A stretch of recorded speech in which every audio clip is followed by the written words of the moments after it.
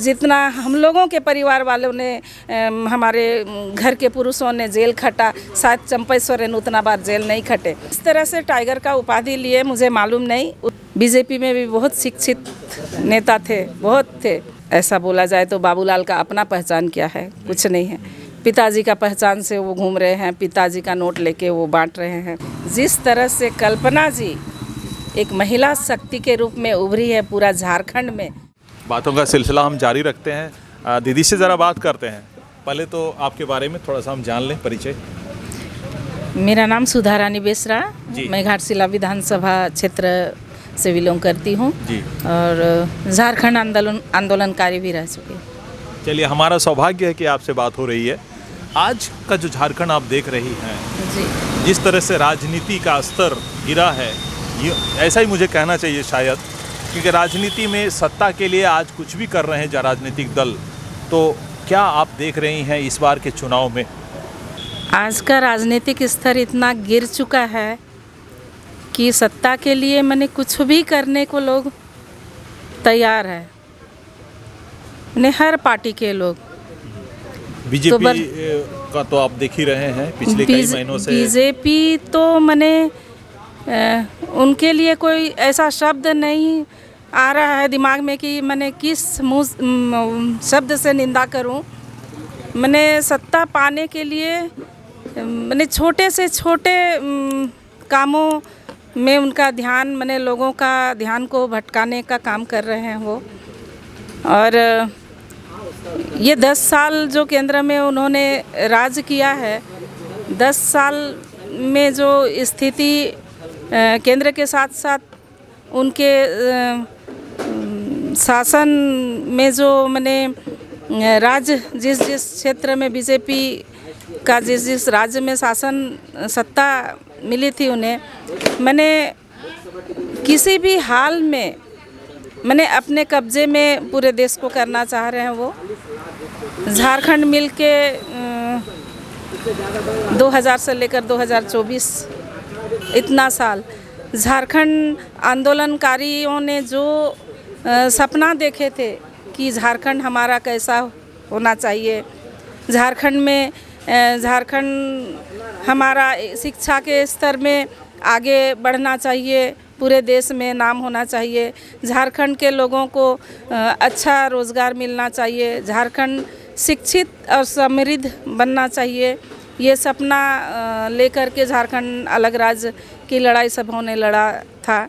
लेकिन आज मैंने झारखंड इतना पीछे गिरा के उन्होंने रखा, मैंने कहने के लिए कुछ नहीं है कि हम किनको दोषी ठहराएं। देखिए, 5 साल रघुवर दास की सरकार को अगर छोड़ दें तो बाकी तमाम जो अब 19 साल राज यहाँ के आदिवासी मुख्यमंत्रियों ने ही किया है, फिर भी क्यों झारखंड पिछड़ा हुआ है? देखिए, हर जगह मैं ये सवाल सुनती हूँ, चाहे मीडिया में, चाहे यूट्यूब में, जो भी मीडिया वाले लोग सोशल मीडिया में भी छोड़ते हैं, ये सवाल बार बार घुमा करके आदिवासियों को दोषी ठहरा रहे हैं। ठीक है, लेकिन ये आदिवासी मुख्यमंत्री किन के थे? सबसे पहले तो हमें वो देखना है किन पार्टी के थे और किन के विचारधारा, किन के विचारधारा के लोग थे। जो आदिवासी मुख्यमंत्री रह के हमारे राज्य का विकास के बारे नहीं सोचे, हमारे राज्य के जनता के हित के बारे नहीं सोचे, तो मैं समझूंगी कि वो आदिवासी नहीं रहे। देखिए, मरांडी जी भी तो छोड़ के अलग पार्टी बनाई, फिर दोबारा फिर वो प्रदेश अध्यक्ष बन गए। उन्होंने कई बातें भी मोदी के खिलाफ बोली थी और चार मीनार से कूदने की भी बात बोली थी। तो ये क्या चल रहा है झारखंड में? ये बातें तो मैं भी बहुत बार सुन चुकी हूँ, सोशल मीडिया में वायरल हो रहा है कि मैं कुतुब मीनार से कूदूंगा, मोदी जी ये कर दिए, वो कर दिए, बहुत ही बर्बाद कर दिए झारखंड को। मैंने बीजेपी पार्टी बहुत ही गलत देश के लिए या राज्य के लिए कर रही है। मैं कभी बीजेपी में नहीं जाऊंगा, लेकिन वैसे नेता यदि वापस जाते हैं तो मैं समझती हूँ कि केवल वो अपना व्यक्तिगत स्वार्थ के बारे सोचते हैं। इस राज्य के जनता के बारे नहीं सोचते। यहाँ के केवल आदिवासी ही नहीं, मैं बोलूँगी ST SC OBC सभी समुदाय के जो आदिवासी मूल निवासी है हमारे, उनको सबके हित के बारे सोचना है। लेकिन बीजेपी में जो भी आज आदिवासी नेता है, जो मंत्री रह चुके हैं, विधायक रह चुके हैं, मुख्यमंत्री रह चुके हैं, किसी ने भी राज्य के हित के बारे नहीं सोचा। 40 साल तक JMM के कोल्हान टाइगर अंततः फिर बीजेपी में आ गए, इसको किस रूप में आप देख रही हो? यानी क्या मतलब स्थिति ऐसी आ गई कि उनको बीजेपी जाना पड़ा? मैं एक झारखंड आंदोलनकारी होने के नाते कि हमारे राज्य का विकास कैसे हो रहा है और किन के द्वारा हो रहा है, किन किन क्षेत्रों में हो रहा है, शिक्षा में कितना आगे हमारा राज्य बढ़ रहा है, या स्वास्थ्य के क्षेत्र में कितना सही व्यवस्था है, या रोज़गार, शिक्षित बेरोज़गार जो हमारे राज्य में भरे हुए हैं, आज पलायन करने में दूर दूर तक मजबूर है। और ये जो आज बीजेपी में जाने के बाद बोल रहे हैं बार बार कि मुझे हेमंत सोरेन ने इज्जत नहीं किया, उनका कहना यही था ना कि मुझे इज्जत नहीं किया, बार बार भाषण में उन्होंने कहा। ये उनका ये बातें सुनकर हम लोगों को बहुत दुख होती है, क्योंकि झारखंड आंदोलनकारी केवल चंपई सोरेन नहीं थे। इस राज्य के हजारों लोगों ने त्याग दिया, बलिदान दिया, जेल खटे। और ख़ास करके मैं अपने परिवार के बारे भी बोलना चाहूँगी। जितना हम लोगों के परिवार वालों ने, हमारे घर के पुरुषों ने जेल खटा, शायद चंपई सोरेन उतना बार जेल नहीं खटे। लेकिन इसके बावजूद गुरुजी, दिसोम गुरुजी शिबू सोरेन के पहचान के कारण उन्हें JMM से मैंने 6 बार विधायक बनने का अवसर मिला। केवल शिबू सोरेन के चेला होने के कारण JMM से उन्हें अवसर मिला 6 बार।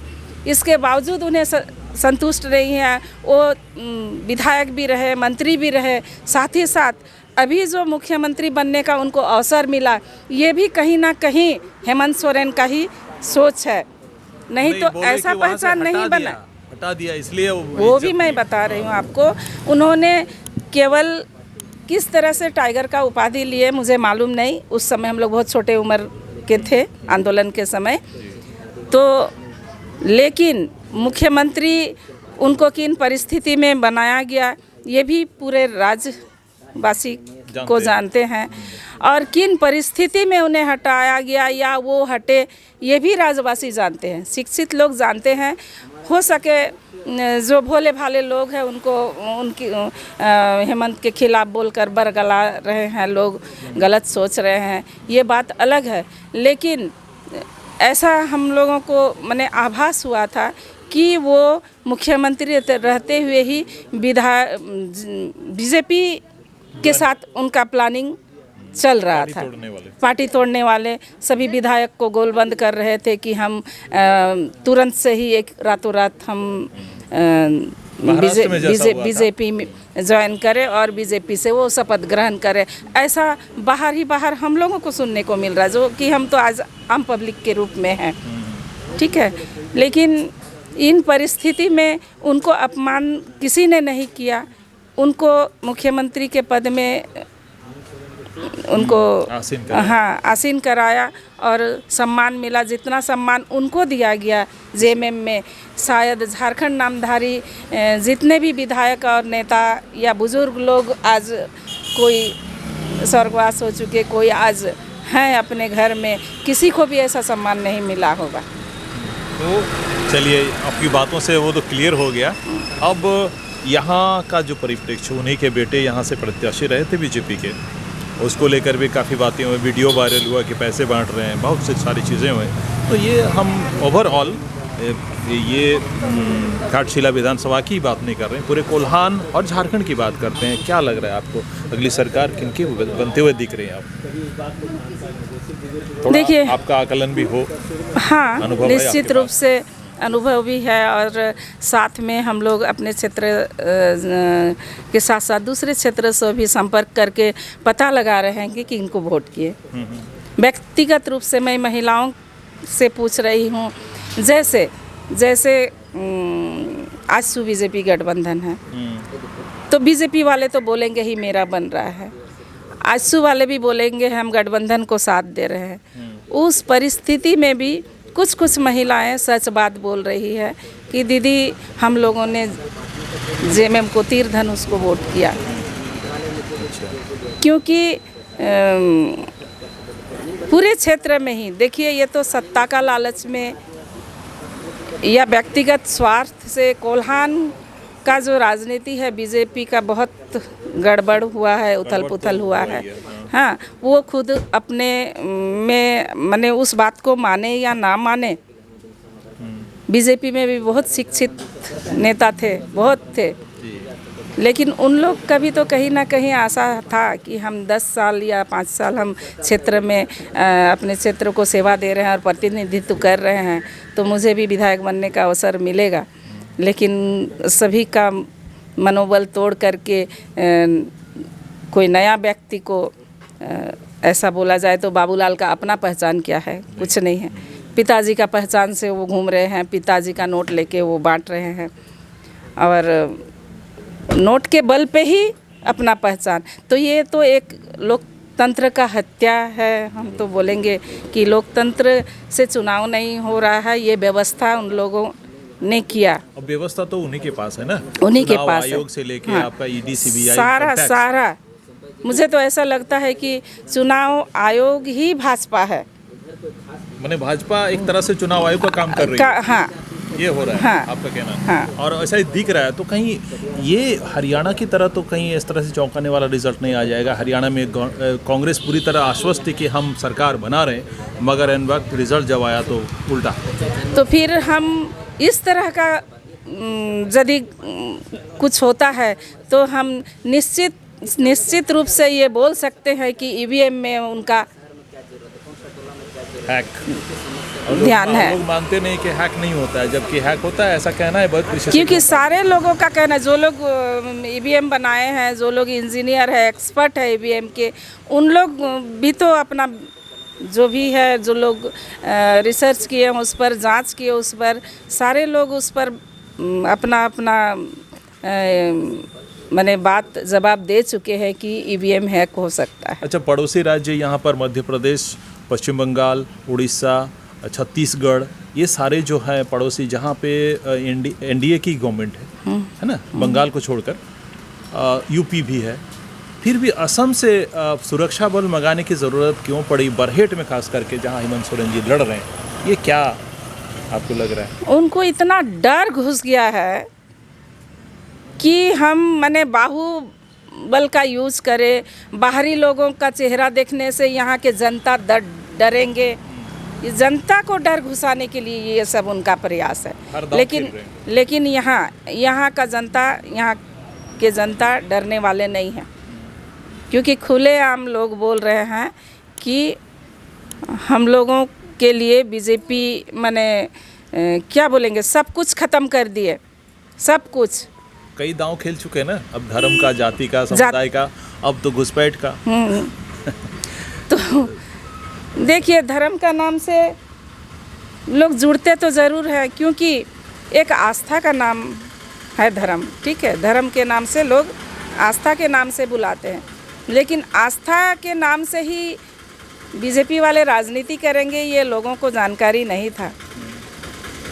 तो जगाने के लिए हमें तो फिर से गांव-गांव लोगों के बीच जाना होगा। आस्था अलग है, राजनीति अलग है, धर्म और राजनीति बिल्कुल अलग है। दोनों को तो एक कर दिया गया अभी। तो उनके पास मैंने क्या, उनको देश के बारे और किसी भी राज्य के बारे उनको कोई चिंता नहीं। उनको पूरा देश का रुपया हड़पना है और बाहरी को देना है, और केवल जैसे हम हर दिन सुन रहे हैं अडानी अंबानी को बनाना है। मैंने एक राजा और बाकी गुलाम, बस यही पे उनका अभियान चल रहा है, इसी तरह का राज करने के लिए। चलिए, अब बातों को हम समेटते हैं। अंत में एकदम एक ही में आप बताइए, क्या आपका आकलन है, इस बार मैंने दोबारा हेमंत सोरेन आ रहे हैं कि एनडीए फिर कब्जा करने जा रही है? क्या लग रहा है आपको? मुझे तो आश्वस्त है कि दोबारा हेमंत सोरेन आ रहे हैं। जिस तरह से कल्पना जी एक महिला शक्ति के रूप में उभरी है। पूरा झारखंड में पार्टी को मजबूती उन्होंने दी है। कल्पना जी पर विश्वास करते हुए लोगों का विश्वास बढ़ा है जेएमएम में। और मुझे लगता है कि निश्चित रूप से हेमंत जी आएंगे। और मैं एक महिला होने के नाते मैं अपना विचार मीडिया के माध्यम से राज्य को देना चाहूँगी कि यदि इंडिया गठबंधन आते हैं तो कल्पना जी को एक बार मुख्यमंत्री बनने का अवसर मिले। ये एक महिला शक्ति चाहती है।